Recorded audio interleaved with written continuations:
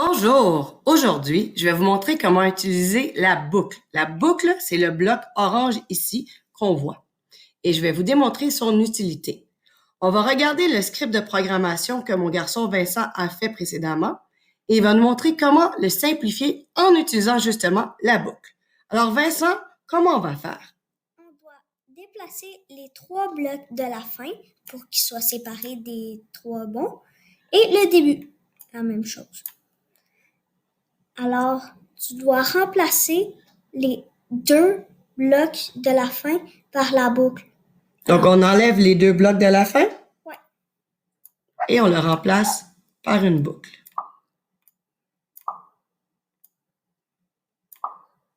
Et on le met à 3 parce qu'il faut faire 3 fois. Et on essaye.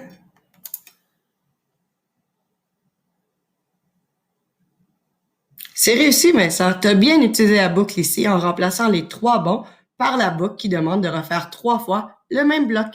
Merci, Vincent. Donc, comme on a vu, la boucle permet de répéter un même bloc plusieurs fois. Ici, on pourrait même répéter la séquence de blocs en utilisant la boucle au lieu d'avoir un long script de programmation comme celui-ci.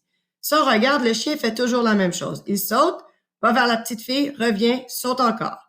Et on recommence. La même chose 3 fois.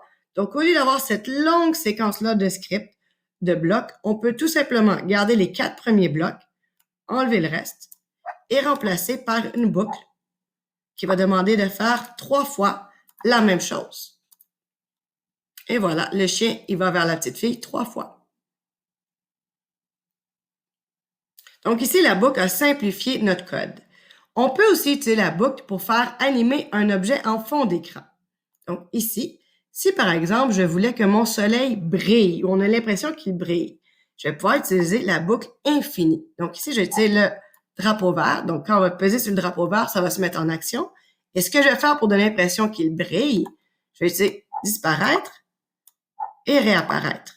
Et ce que je vais utiliser, c'est un bloc rouge cette fois-ci, qui est la boucle infinie. Donc de cette manière, le soleil va briller constamment.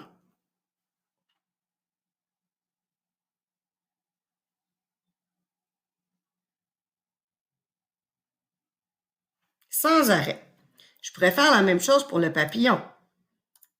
Donc, pour le papillon, je peux mettre un drapeau vert. Et là, lui, j'aurais le goût qu'il vole tout le long en bas ici de mon écran.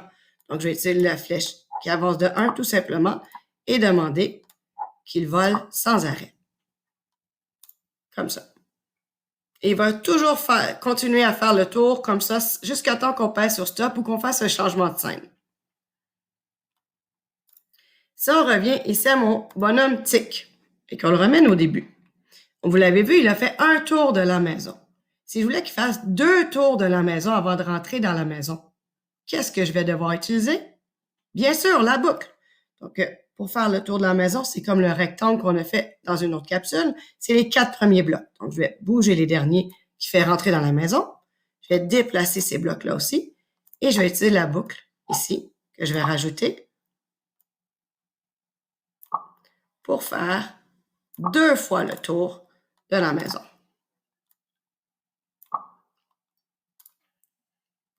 Et en même temps, notre soleil clignote et notre papillon vole. Un tour. Et un deuxième tour pour tic. Et il rentre dans la maison. Donc, la boucle simplifie notre code. Notre script de programmation est beaucoup moins long que si j'avais répété les mêmes blocs un après l'autre. Donc, ça peut répéter un bloc ou une séquence de blocs. Comme dernier défi, on veut que l'enfant fasse 4 tirs au but, comme si tac lançait le ballon à l'enfant et que l'enfant faisait un coup de pied vers le but de soccer et qu'on répète ça 4 fois. D'abord, on va tester le script une fois et quand on va trouver le bon script, on va pouvoir ajouter la boucle. On va utiliser notre grillage pour essayer d'être plus précis. Donc, on veut que le ballon de soccer aille vers l'enfant. On va le faire monter de 5. Ensuite, il va devoir aller vers le but. Donc, on va le faire avancer de 7. Et là, pour faire comme si le ballon revenait au joueur tac, on va le faire disparaître. On va le faire descendre de 5 vers le bas. pour qu'il revienne dans les mains de Tac. Et on va le faire revenir de 7, comme s'il revenait à Tac. Et là, il doit réapparaître pour qu'on puisse faire semblant qu'il soit lancé. Et là, on a fait un peu comme un rectangle. Et il revient à Tac. Regardons ce que ça donne.